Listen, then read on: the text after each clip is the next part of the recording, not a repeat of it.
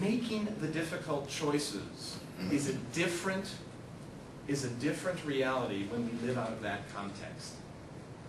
What does it mean for me when I am reminded of who I am and what relationship it is that I am in when I'm trying to make those difficult choices?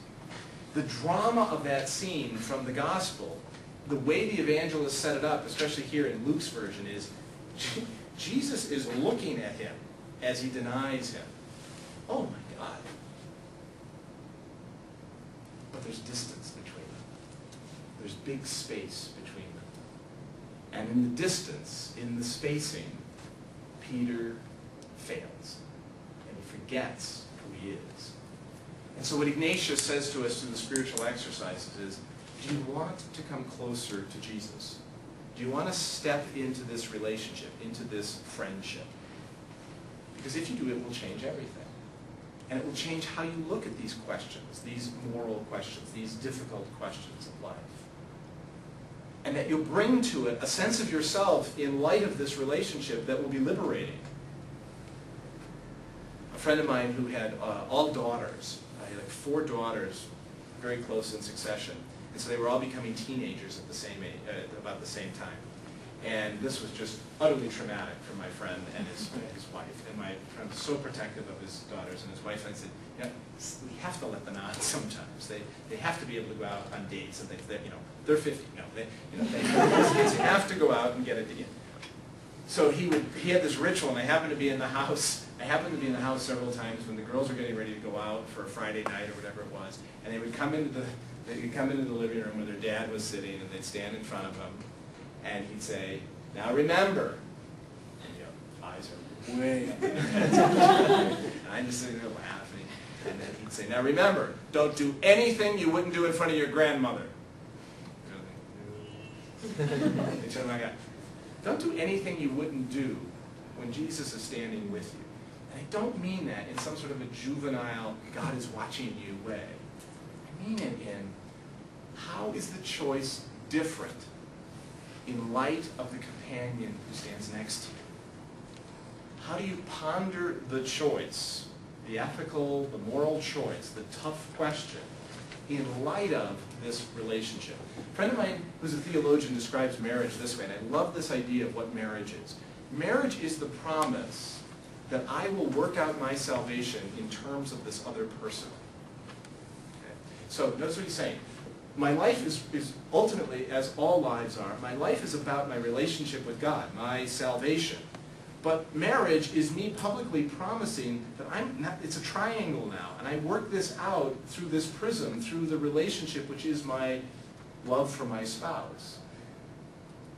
In similar fashion, what Ignatius says to us is, here is this Jesus who works elbow to elbow with you, this companion who seeks to be with you.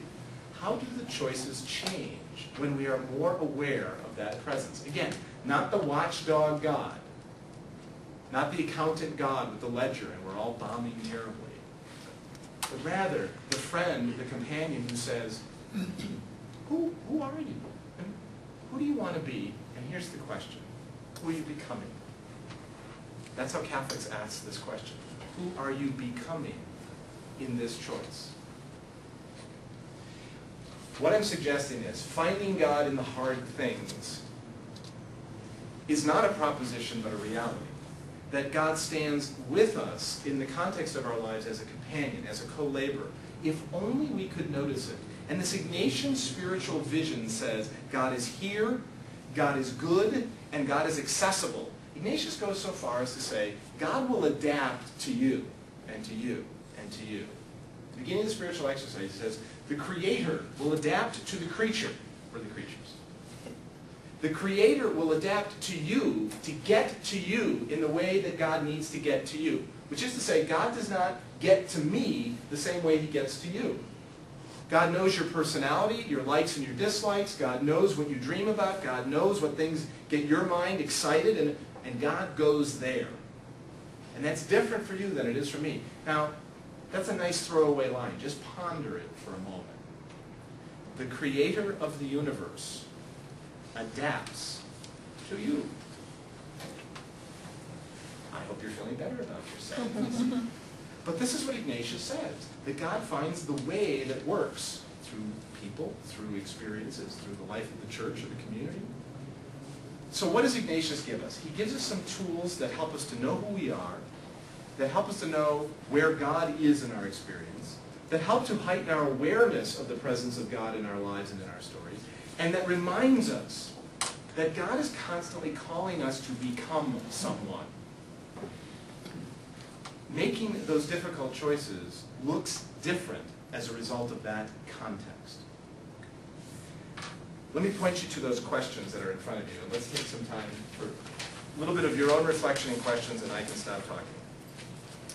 Let me just run through them very quickly and then invite you just to, you don't have to go through these systematically. You don't have to go 1 through 5. I know those of you who want to do things very orderly that way. If you want to do it, that's fine.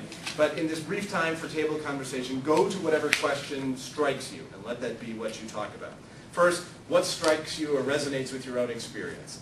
Second, have you developed any habits? Are there any things that you do in your own daily life, prayer life, habits of the day that have led you to greater self-knowledge, that have allowed you to come to know yourself better? I spoke of the examen. If you do that and want to talk about what your experience of the examen is, talk about that. Or maybe there's something else. You journal, or you go to spiritual direction, or whatever things you might have found. Thirdly, describe, if you can, an experience when you've had a conversation with your conscience. That voice that the church talks about, this voice within us, where you've had to sort of sit and have that conversation. It doesn't make you abnormal if you're speaking to your conscience. Fourth, recall an experience of when you felt you were your best self, when you were your best self, and most importantly in this question, how did you know that? How were you aware that this is your best self? Does that question make sense to you? If it doesn't, don't worry about it. Nod. Entertaining. Nod if you understand. I think that's a really important question, because when someone comes to confession and says, I'm telling you about some things when I was not my best self, they know when they're not their best self. Do you know when you are your best self? What does that look like? What does that feel like? What are the circumstances of life that help you to be your best self? And finally, can you describe an experience from your own life when you were aware of the movement underneath? What I'm talking about there is, again, this image. I don't know why it helps me. But this image of people coming to confession and talking on the surface here, importantly, talking about these things, these items that they want to talk to me and to God about, but that there's this thing underneath, there's this movement that's drawing them to confession, that's drawing them to be in this place and to come to some healing and liberation. 5 questions.